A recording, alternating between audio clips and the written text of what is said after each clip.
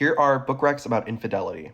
As I was preparing to do this, I realized that I do have a little bit of a personal beef with like affair books. So I was like, no, I have so many recs. And then I was like, I don't have any recs. I've talked about a lot of these already, so I'm gonna go fairly fast. But Maggie, or A Man and a Woman Walk into a Bar by Katie Yee. This is a book about a woman whose husband leaves her and she's sort of reconstructing her life. The Half Moon I talked about in my marriage and crisis primer. This has emotional infidelity because the wife does leave her husband for a guy in the neighborhood. The 10-Year Affair was one of my favorite books of last year. This is a book about a woman who is sort of imagining a life for herself with a guy that she is meeting at a baby group while at the same time like raising her family. This is a book that I thought was very, very intense. It is actually about the weight of disappointment and like being 40 and realizing that a lot of your life has gotten away from you. And the infidelity is sort of the crux for her understanding that she hates her life. Seduction Theory was also one of my favorite books of last year. This is a book about a couple. This is actually a little bit of a love story. This book uses infidelity as a Trojan horse to explore the fact that the main couple is obsessed with each other, right? I'm not going to say that they're both cheaters, but they are sort of obsessed with the attention that they get from other people, but they are very, very into each other. And I thought that this book was super clever.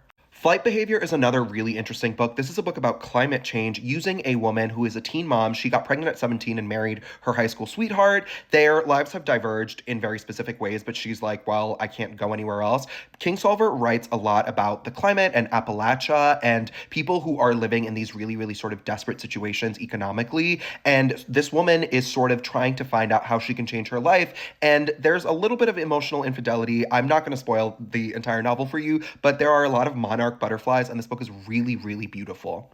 Similar to Flight Behavior, this is Cheat Day by Liv Stratman, where I think infidelity is a very powerful tool to sort of explore the weight of a life unlived, right? Like, I think in a lot of these books, we're seeing them being written about women who are like sort of trapped in their situations and they're like, I wish my life could look different, right? Infidelity is a very easy tool to like access that, right? Because you're like, okay, what if your life was just a little bit different? What if you were with this guy instead of that guy? Cheat Day is a book about a woman who's obsessed with food, trigger warning. She's obsessed with food and she's very, very rigidly controlling herself. And as you can expect, guess what the book is about? I love this book and I hate the cover. Curtis Infeld is one of my favorite authors of all time. I always talk about her on here. I've done an author primer because I've read every single one of her books. Sisterland is sold as a book about a psychic who has predicted a massive earthquake is coming to Ohio. And it is actually a book about a sort of a disappointing life, realizing that your life has gotten away from you. Both of these sisters have chosen very different paths for what they wanted to do with their lives. One of them is a psychic. The other one is stay-at-home mom, but she's definitely married. She's definitely a mom. Sorry, I haven't read this in like 10 years. This is a post about infidelity, so you can imagine where this goes. Don't be fooled by the cover. This book is amazing. Commonwealth is the American cheating novel 30 years later. This is a book about a group of children whose lives were fundamentally altered when their mom left their dad for their neighbor, I believe. He walks into the house, kisses the mom, shit goes haywire. I love this book.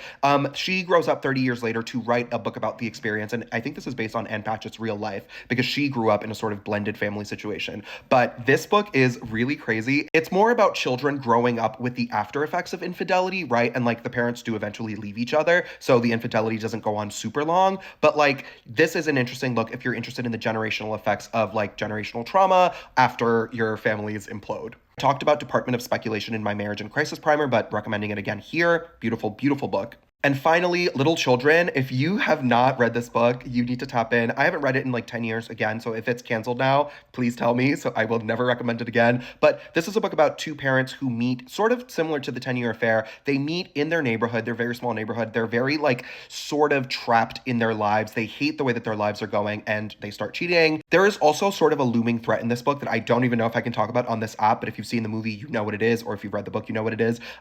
There is a sort of like side character that grows larger and larger and larger as the book goes on. And obviously it's just a metaphor for them getting caught and like the horrors of what they're doing to their lives and their loved ones and their spouses. Sorry if that's not as intensive as these usually are. I wish that I had more recs, but I apparently did not realize that I was not as big of an affairhead as I thought I was.